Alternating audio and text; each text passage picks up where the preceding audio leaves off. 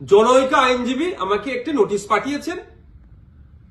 তিনি বলেছেন 48 ঘন্টার মধ্যে যদি তার ক্লায়েন্টকে আমার বক্তব্য দ্বারা নাকি মিসলিড হয়েছে এই মর্মে বক্তব্য প্রত্যাহার, ক্লারিফিকেশন বা তার নোটিশের উত্তর না দিলে আমার বিরুদ্ধে আইনত ব্যবস্থা নেবে। আমি বলি 48 ঘন্টা কেন, 800 ঘন্টা কেন, আর 8 মিনিট কেন, আমি তার নোটিশের কোনো প্রতি উত্তর দেব না। আমার বক্তব্য যদি আইন বহির্ভূত হয়, আমার বক্তব্য যদি সংবিধান বহির্ভূত হয়, সিধে চলে যাক সে কোর্টে, আইনের মাধ্যমে তার সাথে আমার বোঝাপড়া হবে। আমাকে নোটিশ পাঠিয়ে কি ধমকানো চমকানো হচ্ছে? এই ধরনের অনেক নোটিশ আমি খেয়েছি। আমার নামে অনেক মারাত্মক মারাত্মক অভিযোগের মামলা নিয়ে আমি মাথায় করে চলছি, মিথ্যা অভিযোগ নিয়ে। উনি আমি ভয় পাই না। কেউ যদি মনে করেন নওশাদ সিদ্দিকীকে এই নোটিশ পাঠিয়ে ধমকাবো চমকাবো বসিয়ে দেব, আমি তাতে আমি ভয় পাবো না, আমি চমকেও যাব না। কারণ আমার অনেক দেখা হয়ে গেছে এইগুলো। কারণ আমি বলে যাই, আর কাকতলীয় ভাবে বলছি না, এটা বাস্তবিক হয়েছে। 2019 সালে কেন্দ্রের সরকার নিয়ে এসেছিল এক বিভাজনের বিল, সিএএ।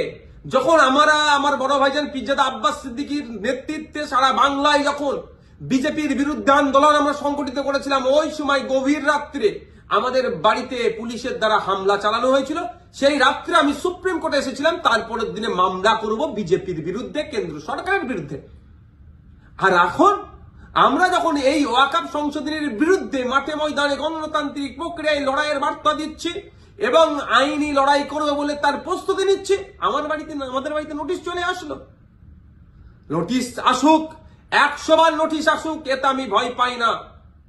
কিন্তু এটুকু আমি বাংলার মানুষকে জানিয়ে রাখতে চাই যে যারা প্রতিনিয়ত মুসলিমদের বিরুদ্ধে কথা বলছে, মাদ্রাসা নিয়ে কথা বলছে, মসজিদ নিয়ে কথা বলছে, কোরআন শরীফ নিয়ে কথা বলছে, তাদের বিরুদ্ধে নোটিশ যাচ্ছে না কেন, তাদের বিরুদ্ধে আইনত ব্যবস্থা গ্রহণ করছে না কেন? এরা তৃণমূলের মুসলিম বিধায়কদেরকে বিধানসভা থেকে চাংতলা করে রাস্তায় ফেলে দেবো বললেও তাদের বিরুদ্ধে আইনত ব্যবস্থা গ্রহণ করছে না, নোটিশ পাঠাচ্ছে না। আর নওশাদ সিদ্দিকীর কাছে নোটিশ পাঠিয়ে দিচ্ছে। ঠিক আছে, আইনি লড়াই আমি লড়ে নেব।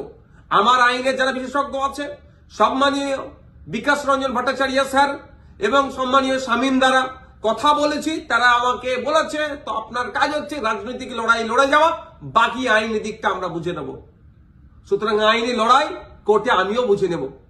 কিন্তু আমার প্রশ্ন, যারা প্রতিনিয়ত মুসলিম সম্প্রদায়কে, মাদ্রাসা মসজিদকে আক্রমণ করছে, বিষ উগলাচ্ছে, তাদের বক্তব্যতে হিন্দু মুসলমানের মধ্যে যে সম্প্রীতি, যে ঐক্য